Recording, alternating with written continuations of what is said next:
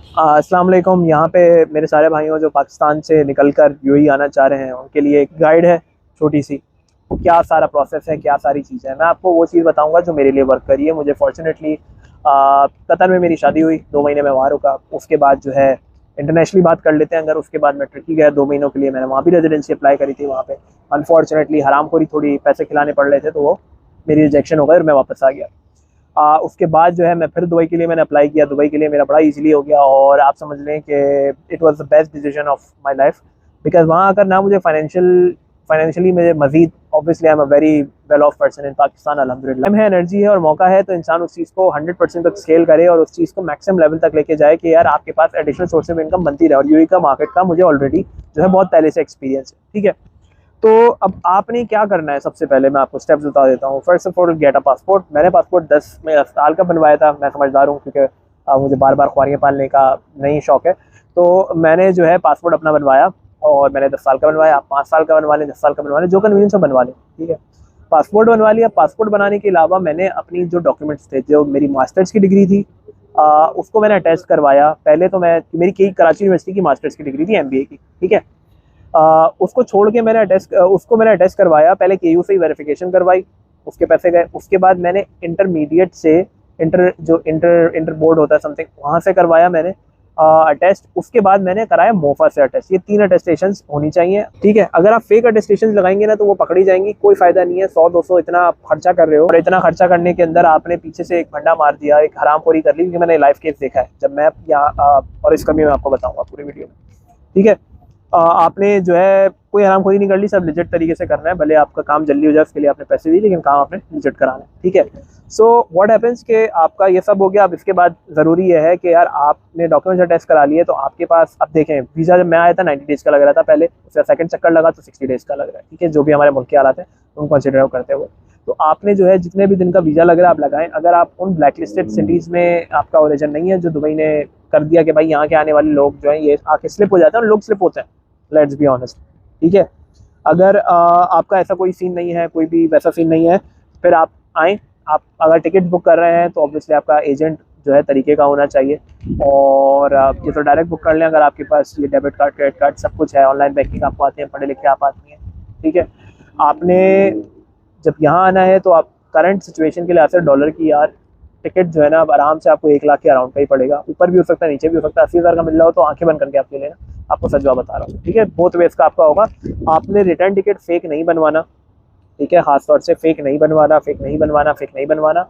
कोई फ़ायदा नहीं है, नहीं बनवाना। बस ये आपको भाई वाला एक मशवरा दे रहा हूँ। ठीक है, टिकट लेकर आप आ गए, तो अब यहाँ पर अगर आपके पास कोई रिलेटिव हैं जो आपको जगह दे सकते हैं, देखें आप किसी के बहुत ज़्यादा नहीं रह सकते, डिपेंड करता है आपके रिलेशन पे। लेकिन कोई ऐसा रिलेटिव है जो पहले से रह रहा है and is willing to keep you, तो आपके बहुत पैसे बच जाएंगे। क्योंकि यहाँ पर आकर आपको पैसे स्टार्टिंग में, जब तक आपके दिरहम में पैसे इन नहीं होते, आपको कोशिश ये करनी है कि आप अपने पाकिस्तानी पैसे को मैक्सिमम, मतलब वेस्ट ना करो, लेकिन बहुत समझ के चलाओ। अगर आपका घर का खर्चा बच गया, अब मैं आपको घर की रिलेशन बता दूँ, तो डिपेंडिंग अपॉन आप कहाँ रह रहे हैं। अगर आप दुबई में रहेंगे, ठीक है, तो यहाँ पे जगह महंगी है, ये बात फैक्ट है। आप शारजा में रहेंगे तो आपका ट्रैवल टाइम बहुत बढ़ जाएगा, लेकिन शारजा चीप है। ठीक है, और शारजा के अंदर जो है वो है, क्या कहना है, आपको घर जो है, मतलब मैं 1000 में यहाँ लूँगा तो मुझे छोटा सा कमरा मिलेगा।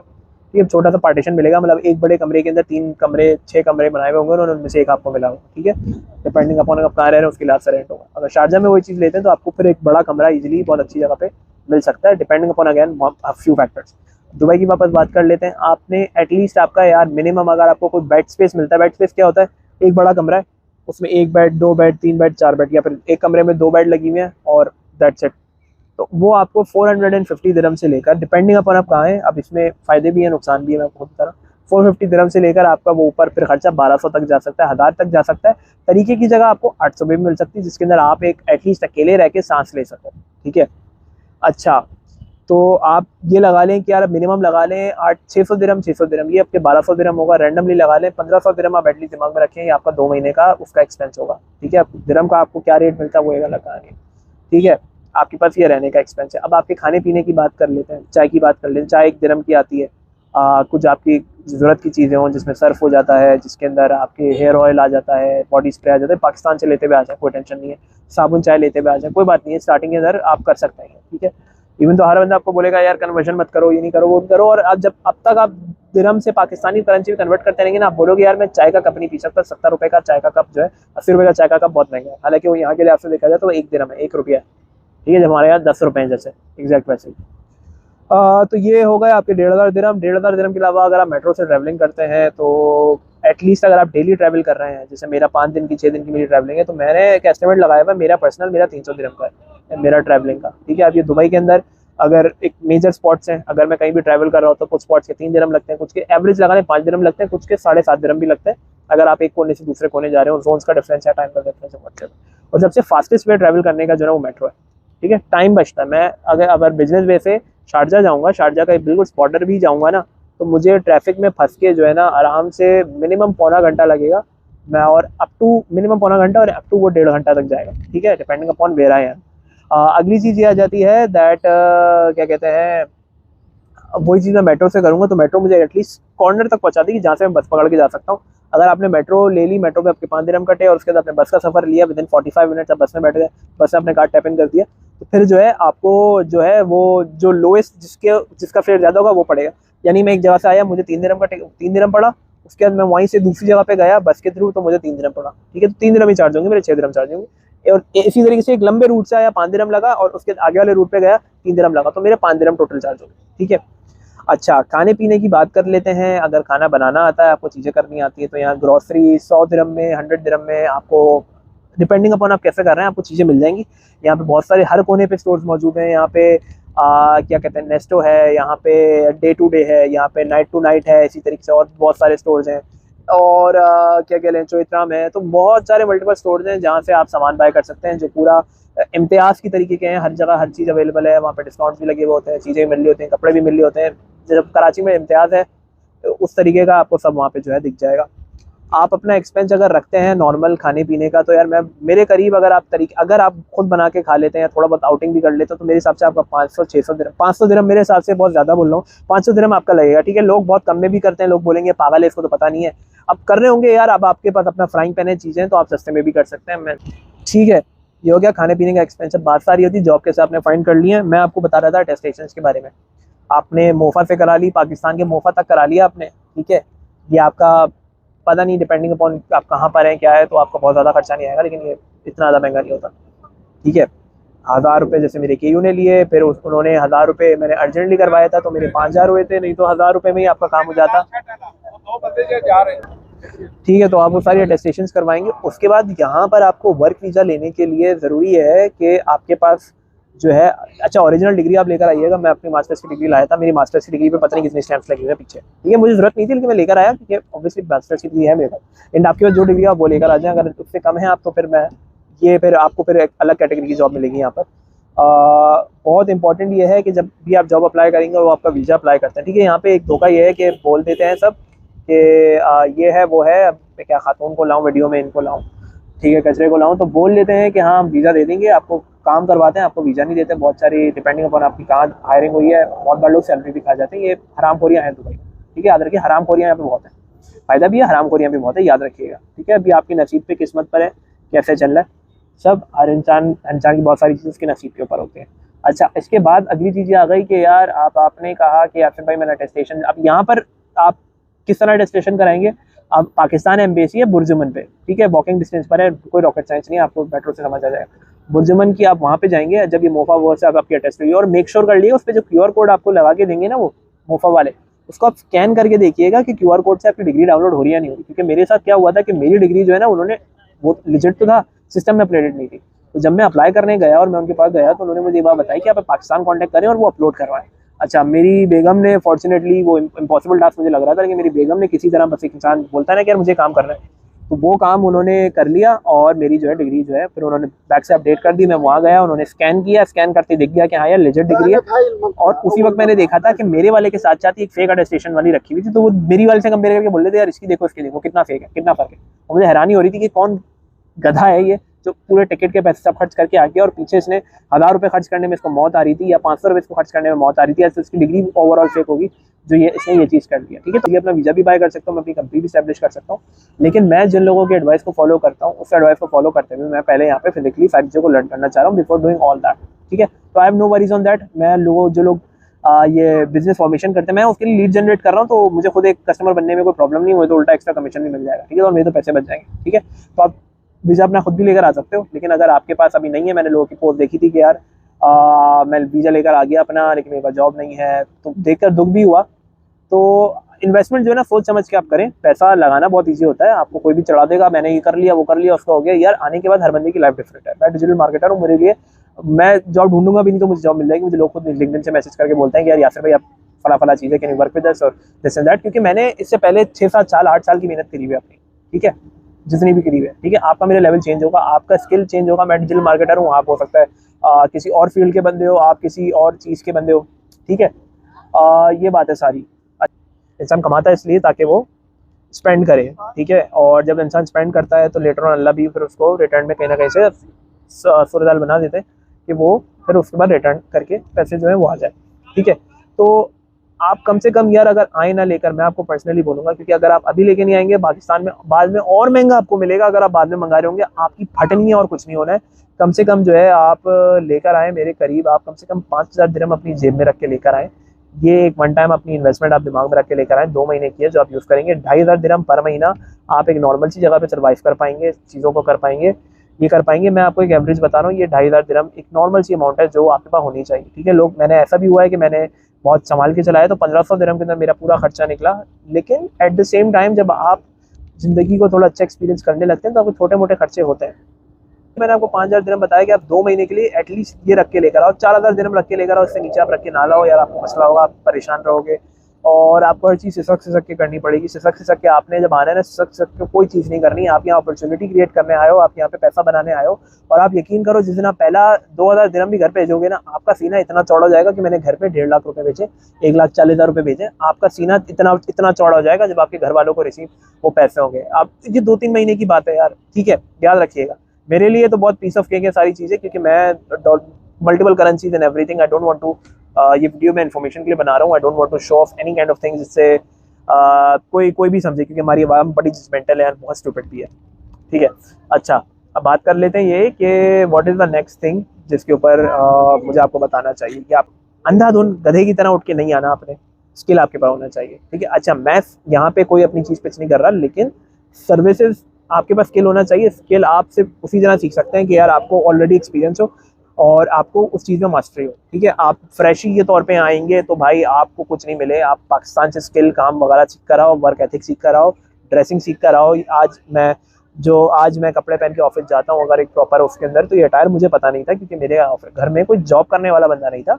सबने अपने काम किए हुए थे, भले वो दुकानदारी वाले काम हो, भले वो बड़े बिजनेस वाले काम हो, कोई भी हो, ठीक है। तो मुझे किसी ने नहीं बताया कि आपकी बेल्ट और आपके शूज़ का कलर मैच होना चाहिए, या आपके शूज़ का और एक चीज़ का कलर मैच होना चाहिए। किसी ने नहीं बताया था कि यार ये टाई ऐसे लगती है, किसी ने ये नहीं बताया था कि यार ये शर्ट ऐसी होनी चाहिए, किसी ने नहीं बताया था कि अगर आप ऑफिस वगैरह कहीं जा रहे हो तो आपका जो है क्या नाम है, टायर के ऊपर आप ये एक जैकेट टाइप की ले लो कि आपके कपड़ों में मिट्टी ना लगे, समझ रहे हैं।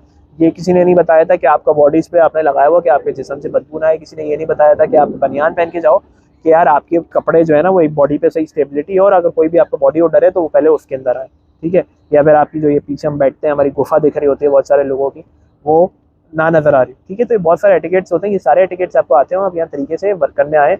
आपके पास एक परफ्यूम हो, आपके पास एक बॉडी स्प्रे हो जो आप रेगुलरली यूज़ करो, और 300 रुपये का 400 रुपये का स्प्रे आता है, 2.5 महीने चलता है। हर डिवाइड कर लो, हर दिन के लिहाज से आप इतने रुपए अपनी उसके ऊपर स्पेंड कर रहे हो। एक अच्छी आपके पास मशीन हो जिससे आप जो है शेव अपनी सेट कर लो। 2 हफ्ते आप महीने में एटलीस्ट एक बार शेव आप बाहर से बनवाओ, बाहर से कटवाओ, ठीक है। यह मैंने आपको सारे उसकी बता दी। अब आखिरी चीज़ जो आ जाती है वो है जॉब फाइंड करना। अब आपके पास, मैं डिजिटल मार्केटर हूँ, मेरे पास स्किल है, ये स्किल मैं सिखाता भी हूँ काउंटलेस लोगों को, ये चाहें तो आप चेकआउट कर सकते हैं। अब आपकी फील्ड से रिलेटेड आपने अपनी CV जो है ना वो इस तरीके से बनानी है। मैंने पर्सनली कैनवा के ऊपर अपनी CV बनाई। कैनवा पे फॉर्मेट पड़े होते हैं। आपकी CV के ऊपर जो है एक साइड पे आपकी तस्वीर हो, आपका नेम, आपका नंबर, आपकी पर्सनैलिटी, किस एरिया में आप स्टे कर रहे हैं, एड्रेस नहीं लिखना, एरिया का बताना है। कोई आपने नहीं ये लिखना कि यार एक्सेल पे ऊपर मेरे 5 स्टार लिखे हुए हैं, दूसरे स्किल पे 5 स्टार लगने। आपने 1 या 2 पेज की CV रखनी है और कंसाइज रखना है। मैं जब आया था मेरी CV इस तरह भरी हुई थी जैसे कोई व्हाइट बोर्ड के ऊपर इतना सामान लिखा, मतलब बहुत कुछ, क्योंकि मेरे पास 3-4 साल बाद मैं CV अपडेट कर रहा था, तो वो बहुत कुछ सामान था मेरे बताने के लिए। मैं जब यहाँ आया तो मुझे एक बंदे ने मशवरा दिया, जो एक समझ लें रिलेटेड फ्रेंड था, कि यार तुम ये चीज़ करो एग्जैक्ट। मैंने मशवरा दिया, तो उसके अंदर मैंने क्या किया कि मैंने पहले अपनी CV के अंदर, अच्छा मैं CV के ना कुछ यहाँ पे कोशिश करूंगा कि कुछ स्क्रीनशॉट डाल लूँ कि आपको फॉर्मेट और पॉइंट्स का जो है ना आइडिया जो है वो पूरा क्लियर हो जाए। मैंने टॉप के ऊपर अपनी सारी इंट्रोडक्शन लिख दिया, जैसे ये पेज है पूरा मेरा, ये आप समझे कि मेरा सर से लेके यहाँ तक CV को समझ लें, CV का स्ट्रेट पेज है, ठीक है। तो जो टॉप वाला पार्ट था वहाँ पे मेरी एक तस्वीर आ गई, मेरी जो बेसिक इन्फॉर्मेशन है वो आ गई कि मैं पाकिस्तान से हूँ, दैट्स इट, वो जगह क्लोज। उसके बाद आया प्रोफेशनल इन्फॉर्मेशन और यहाँ पर आई एजुकेशन, समझ रहे। अब ये यहाँ पर सब मैंने लिख दिया, यहाँ पर आई प्रोफेशनल, यहाँ पे आ गई से मेरे स्कूल का कि स्कूल यूनिवर्सिटी, इसके अंदर मैंने डेट्स लिख दिया कि यार ये मेरी डेट्स थी, ये मैंने स्टडी किया। राइट साइड पे मैंने क्या लिखा, स्ट्रेंथ, सिर्फ कोर स्ट्रेंथ्स के मैंने मेन पॉइंट लिखे। क्या लिखा, 1000 दिरहम्स क्या नाम है इस कंपनी में, क्या नाम है, मैंने ई-कॉमर्स 7 साल का एक्सपीरियंस है, 1.3 मिलियन स्टूडेंट्स हैं यूडेमी के ऊपर, 40 कोर्सेज हैं, 2,500 3,000 5,000 स्टूडेंट्स पाकिस्तान के अंदर है जो डायरेक्ट स्टूडेंट्स हैं मेरे। मैंने 1,000 का दिरहम लगा के 7,000 की डेली की सेल जनरेट करी, मैंने लीड जनरेट करी इतने की, रियल स्टेट के लिए क्या नाम है इतने की एक लीड पड़ी, इस बिजनेस के लिए इतने की लीड पड़ी, सोशल मीडिया मार्केटिंग, वो 3-4-5 चीज़ें। अब ये आपकी स्टार्टिंग में आपका इंट्रो फेस आ गया, आपका इंट्रो आ गया, और आपकी जो तस्वीर लगी हो ना उसमें आप फुल मॉडल ना लग रहे हो, और उसके जब इंटरव्यू में तो भिखारी ना लग रहे हो, क्योंकि मैंने एक सीन देखा, वो बंदा लग रहा था फुल जैसे वो बंदा है ना तेनू सूट सूट सूट करता, उसके जैसे वाला बंदे का लुक है। जब वो आया एक्चुअल में मैं देख के कह रहा था ये कौन भंगी है यार, मतलब आदत नहीं है मेरी, लेकिन वो उसका अपेयरेंस ऐसा हो रहा था कि मुझे और लोग भी ये मेंशन कर रहे थे कि यार क्या था यार, ये बंदा को समझ नहीं आया CV पे कुछ, और एक्चुअल में देखने पे हम हिल गए क्या है, ठीक है। तो ये चीज़ भी आपने नहीं करना, इंप्रेशन आपका ख़राब होता है। अच्छा, आपने फिर अगली चीज़ क्या करी कि आपने ये CV वाली बात कर ली मैंने। अब इसके बाद आप अपना एक्सपीरियंस मेंशन करना पड़ेंगे, कंपनी का नाम, उसका डेट, और आपकी सिर्फ 4 लाइनों में 5 लाइनों में आपने पॉइंट्स बना दिए कि मैंने ये काम किया, ये काम किया, ये काम किया। 5 पॉइंट्स किए, उन पॉइंट्स के अंदर जो मेन चीज़ें हैं, जैसे आपने नंबर हाईलाइट करना है, कोई एक चीज़ हाईलाइट करनी है, उसको आपने जो है बोल्ड कर दिया ब्लैक से, ठीक है। मैं CV की एग्जाम्पल मैंने होपफुली यहाँ पे इसमें मैंने एक स्क्रीनशॉट डाला हुआ होगा, ठीक है। उसके बाद नीचे बॉटम पॉइंट आ गया, फिर आप पहला पेज ये है जिसके ऊपर इनकी इन्फॉर्मेशन जाएगी, दूसरे पेज के ऊपर बस वो ऊपर से देखेंगे तो आपने ऊपर से इन्फॉर्मेशन डाल देनी है।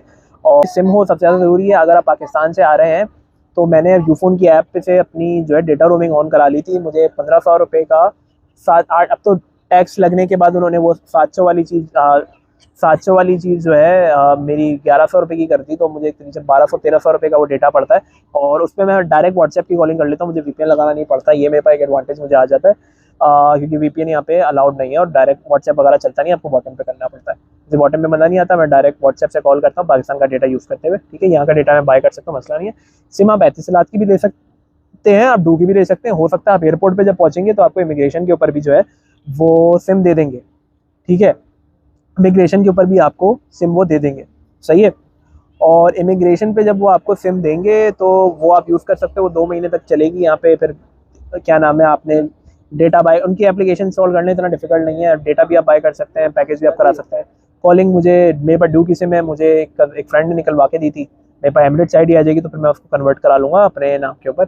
और एतिसलात की सिम भी आप ले सकते हैं, अगर आप एतिसलात लेते हैं तो थोड़ी सी महंगी होती है एतिसलात, लेकिन आसानी होती है। एतिसलात की सिम पाकिस्तान में चलती है, डू की सिम पाकिस्तान में नहीं चलती, ठीक है। तो आपका व्हाट्सएप और वो उसका मसला आ सकता है। अब मेक श्योर कर लिएगा अपने आप उस नंबर पे व्हाट्सएप रखें, और अपनी CV के अंदर ऑल्टरनेट नंबर जो पाकिस्तान का नंबर है वो भी दें, ठीक है। क्योंकि जब मैं पाकिस्तान आया था तो किसी ने मुझे कॉन्टैक्ट किया तो मेरे ऑल्टरनेट नंबर पे पाकिस्तान के नंबर पे कॉन्टैक्ट किया था, क्योंकि मेरा नंबर रीचेबल नहीं था, और मैंने मेंशन किया था if number is not reachable contact on my alternate number, ठीक है।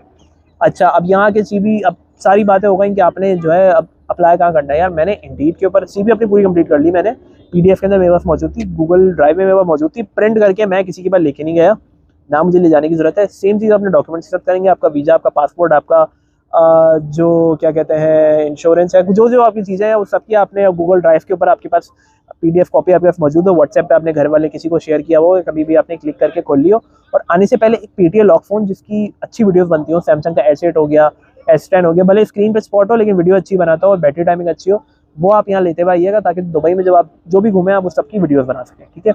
लास्ट टाइम मैं आया था, मेरे पास एक तुर्की गया था, मैंने नहीं लिया फ़ोन, मुझे बहुत नुकसान हुआ, मैं अपने फ़ोन से वीडियोस नहीं बना पाया सही से, क्योंकि मेरे वो ओप्पो शोपो है, वो सालों मसले आ जाते हैं इन फ़ोनों में, ठीक है। सैमसंग लें, आईफोन लें, दैट्स इट। इन दोनों के अलावा बिट कैमरे के लिए कोई मत लें, ये सब बकवास बातें हैं कि सारे उसका कैमरा अच्छा है, इसका कैमरा अच्छा है, ये 2 लें, इनकी कैमरा की फ्लॉलेस क्वालिटी है, ठीक है।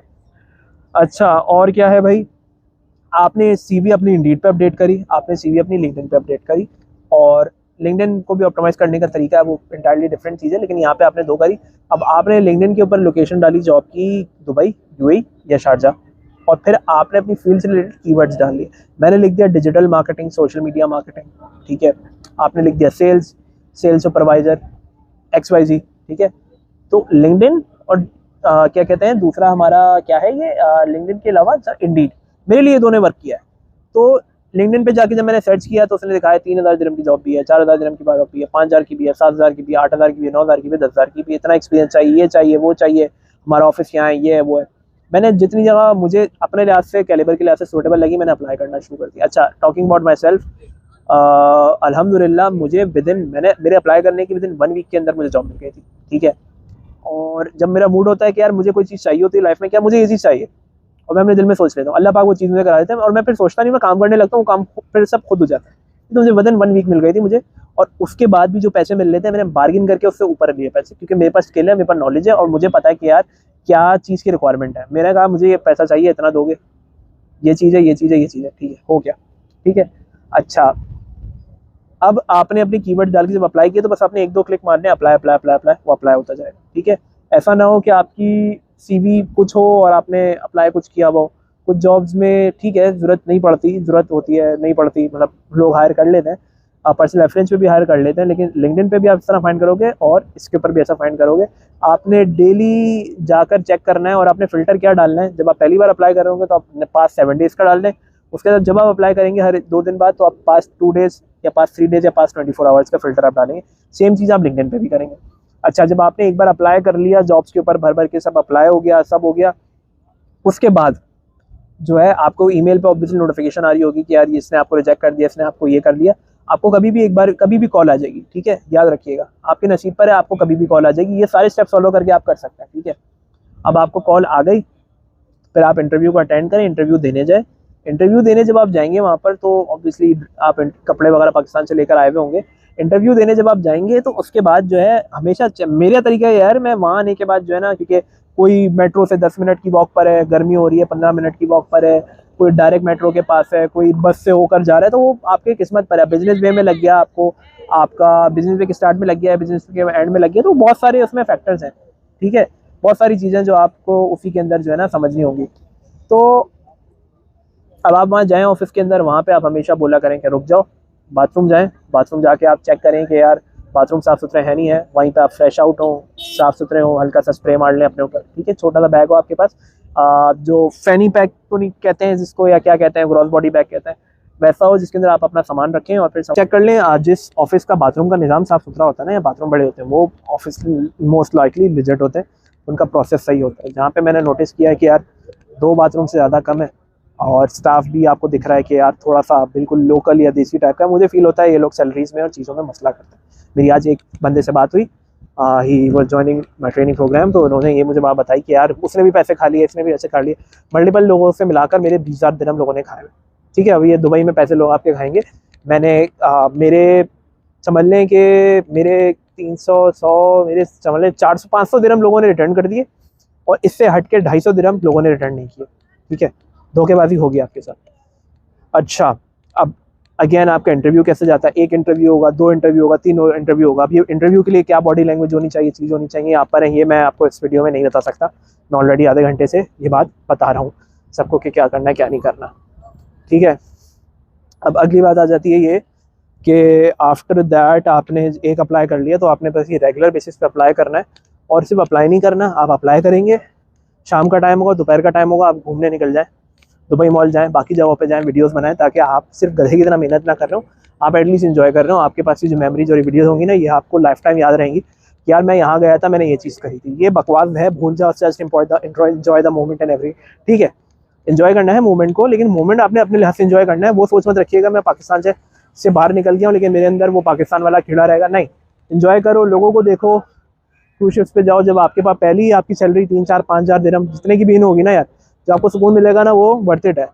आप टिकट वगैरह करोगे, आपको हो सकता है सारी चीज़ों में 2 लाख रुपए, 1.5 लाख रुपए खर्च हो जाए। चले मैं एक एस्टिमेट लगा लेता हूँ अपने, और वीज़ा भी आपने ज़्यादा से ज़्यादा 60 दिन का लगाना है, इससे ज़्यादा का नहीं मिलता, ठीक है। यहाँ पे अपनी लाइफ को भी इंजॉय करना है, यहाँ पे आपको दोस्त भी मिलेंगे, धोखे भी मिलेंगे, सब मिलेगा।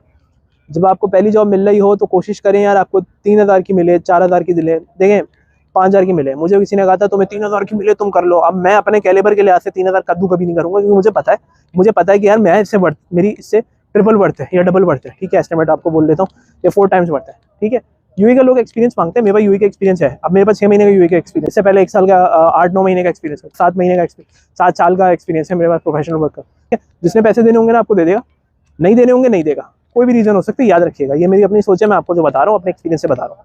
सही है, इतना मुझे कोई मेरे पास टाइम नहीं है कि मैं सबके लिए वीडियोस बना के शूट करूँ जिसके ऊपर कभी व्यूज़ भी ना आए। ठीक है, कोशिश कर देखते हैं यार, जिसके ऊपर व्यूज़ आएगा आप लोगों को फायदा होगा तो ठीक है, नहीं तो मैं आके कोई इन्फॉर्मेटिव वीडियो नहीं बनाऊंगा। ठीक है, सिर्फ जॉब मिल रही है 4,000 की, पिक कर लें, कंपनी से वीज़ा पकड़ें, बैंक अकाउंट खुलवाएं। जब तक वीज़ा बैंक अकाउंट चीज़ें ना हो जाएं, जब तक आपके पास सेविंग में 5,000 7,000 दिरहम 10,000 दिरहम ना हो जाए, तब तक काम करते रहें, बाद में आप स्विच मार लें, कोई मसले की बात नहीं। ठीक है, लेकिन ज़रूरी है कि जो भी आपको जॉब मिले वो आपके लिए जो है ना बेनिफिशियल हो, वो आपके लिए आपको समझ आए, उससे आपको लर्निंग दे, और उस जॉब के बेसिस के ऊपर आप अगली जॉब पकड़ो जिसमें आपको फ़ायदा मिले। ठीक है, ये एक तरीका है। आप बाय करके आ जाओगे वीज़ा, कोई फ़ायदा नहीं है। इससे अच्छा है कि आप अपना वीज़ा ले लो। अगर आकर बाय करके वीज़ा आना और जॉब ही करनी है तो इससे अच्छा यहाँ का वीज़ा ले लो, यहाँ की चीज़ कर लो, उसमें आपके पैसे कंपैरेटिव बच जाएंगे और नए पैसे भी बन जाएंगे। और जब नए पैसे बन गए तो फिर आप मज़ीद चीज़ें जो है ना और अच्छी तरीके से कर पाओगे। अब जब जॉब आपको मिल गई, आपने अप्लाई कर लिया, पैसे बन गए, तो ऑब्वियसली अपने लिए कम से कम यार आप कोशिश करिएगा 3,000 दिरहम जो है ना एटलीस्ट अपने लिए अपने खर्चे के सेव करके रखें, क्योंकि आपका लेफ्ट राइट अप डाउन कोई ना कोई खर्चा निकलता रहेगा। और पाकिस्तान के अंदर जब आप पैसे भेजें ना यार, मैं आपको समझदारी बताता हूँ, पाकिस्तान में आप पैसे भेजें अपने बैंक अकाउंट में।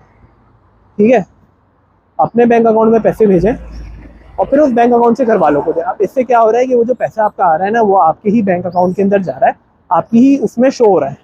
ठीक है, जब तक यहाँ का बैंक अकाउंट ऑन नहीं होता, ठीक है, पैसे को घुमाएं, पैसे को रोटेट करें। मैं क्या करता हूँ, मैं जो हूँ, क्योंकि मुझे किसी और ने बात सिखाई थी, उन्होंने कहा तुम्हारे पास कितने पैसे, मैंने बोला इतने पैसे, बोला तुम पागल हो, तुम्हारे इतना पैसा पड़ा हुआ, तुम कटाल क्यों नहीं रहे। तो फिर मैंने उनको एक बात बताई कि यार मुझे क्या पता कैसे होता है। उन्होंने कहा ये पैसे को जब तक तुम रोटेट करते रहोगे ना इधर उधर, इसकी वैल्यू है। जब भी तुम रोटेट नहीं कर रहे होगे, ऐसे ही पड़ा होगा ना, तो ये पैसा बेकार है, इसका कोई फ़ायदा नहीं है। ठीक है, इट्स यूजलेस। तो मुझे समझ आया, अच्छा भाई ये होता है।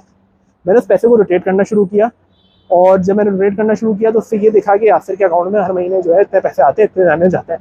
ठीक है, तो आपने जो पैसा भेजना है वो अपने बैंक अकाउंट में भेजना है, और अपने बैंक अकाउंट में जब आप भेजेंगे तो वो हमेशा आपकी स्टेटमेंट पे शो रहा होगा। ठीक है, अच्छा अब वो आ गया, अब उसके बाद आप ट्रांसफ़र कर दें। एक और बात बताता हूँ, मेरे पास करेंसी बहुत बार मैंने बहुत साइड हसल कह लें, मेरे लिए सबसे प्रॉफिटेबल साइड हसल है करेंसी का गेम। बहुत रिस्की है, बहुत फाड़ू है, नुकसान भी बड़े गंदे गंदे होते हैं। मैं कभी खैर मैं नंबर मेंशन नहीं कर रहा यार, मैं जो भी मैं कैरी करता था अमाउंट, मुझे पता है दिरहम्स का डॉलर्स का रेट बड़ा गंदा हुआ है। अब ये समझो उस अपॉर्चुनिटी के अंदर मैंने जो है बहुत सारा एक्स्ट्रा पैसा बना लिया। 61-62 की चीज़ मेरे पास की आई हुई 72 की बेची। तो अगर आप उसको 10 से मल्टीप्लाई करते हैं आप, तो आप समझो कि कितना मेरे पास एडिशनल प्रॉफिट हो गया, जो मेरे खर्चा लगा तो मैंने सारा रिकवर कर लिया। ठीक है, ये सारे हैक्स हैं जो आप अप्लाई कर सकते हैं जॉब, और उसके लिए मैं अभी डे टू डे के अंदर जाऊँगा इंशाल्लाह। आई होप इससे आपको फ़ायदा हुआ। शेयर करें दूसरों के साथ यार, दूसरों को भी फ़ायदा होगा। ठीक है, 5,000 की जॉब पकड़ें, पाकिस्तान पैसे भेजें, घर वालों को अच्छा रखें, पाकिस्तान में आपके लिए कुछ नहीं है। ओके, अल्लाह हाफ़िज़।